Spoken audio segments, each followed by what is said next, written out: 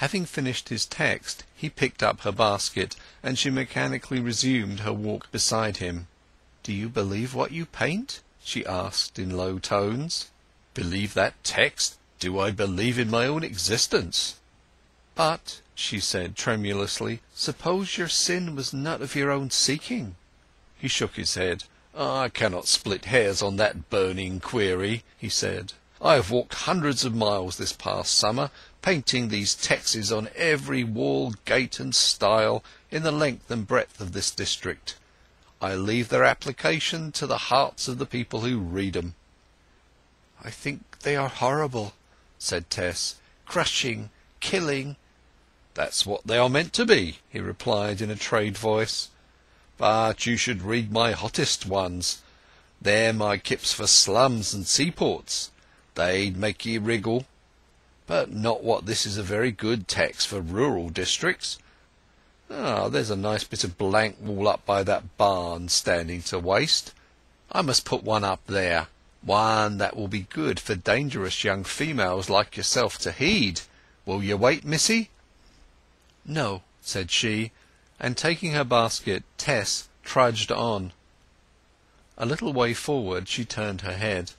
The old grey wall began to advertise a similar fiery lettering to the first, with a strange unwonted mien, as if distressed at duties it had never before been called upon to perform.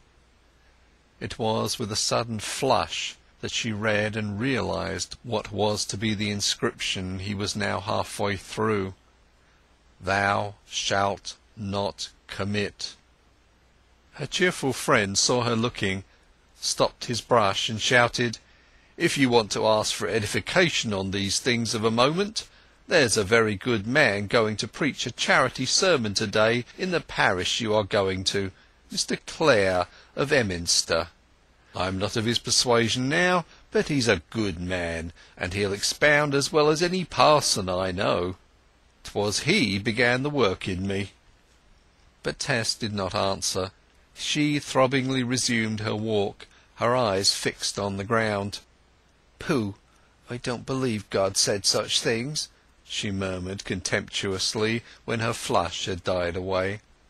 A plume of smoke soared up suddenly from her father's chimney, the sight of which made her heart ache. The aspect of the interior when she reached it made her heart ache more.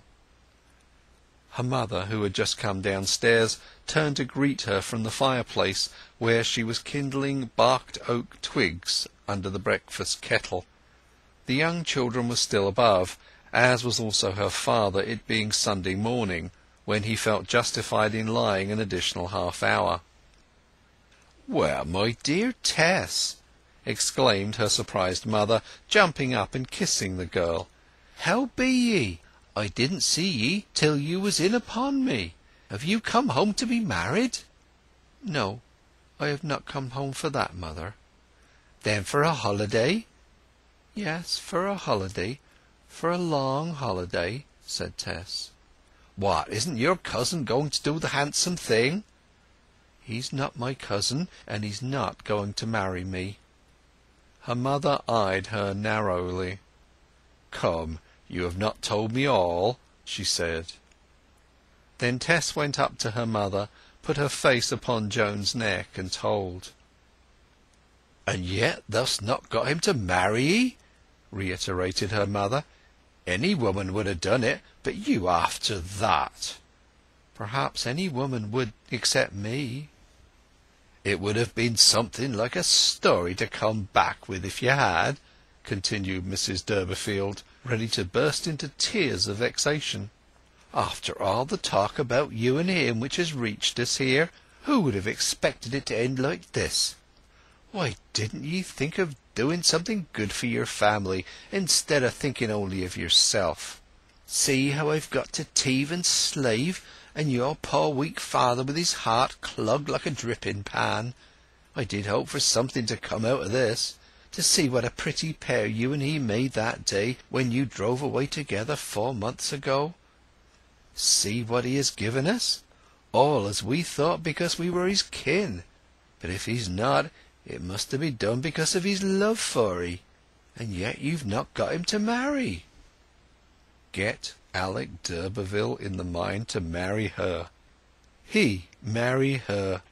On matrimony he had never once said a word. And what if he had? How a convulsive snatching at social salvation might have impelled her to answer him, she could not say. But her poor foolish mother little knew her present feeling towards this man. Perhaps it was unusual in the circumstances, unlucky, unaccountable. But there it was, and this, as she had said, was what made her detest herself. She had never wholly cared for him. She did not care at all for him now. She had dreaded him, winced before him, succumbed to adroit advances he took of her helplessness, then, temporarily blinded by his ardent manners, had been stirred to confused surrender a while, had suddenly despised and disliked him, and had run away. That was all. Hate him she did not quite, but he was dust and ashes to her, and even for her name's sake she scarcely wished to marry him. "You ought to be more careful if you didn't mean to get him to make you his wife." "Oh, mother, my mother!" cried the agonized girl, turning passionately upon her parent as if her poor heart would break. "How could I be expected to know? I was a child when I left this house 4 months ago. Why didn't you tell me there was danger in menfolk? Why didn't you warn me? Ladies know what to fend hands against, because they read novels that tell them of these tricks. But I never had the chance of learning in that way, and you did not help me." Her mother was subdued. "I thought if I spoke of his fond feelings, and what they might lead to, you would be huntish with him, and lose your chance," she murmured, wiping her eyes upon her apron. "Well, we must make the best of it, I suppose. 'Tis nater after all, and what do please God." Chapter 12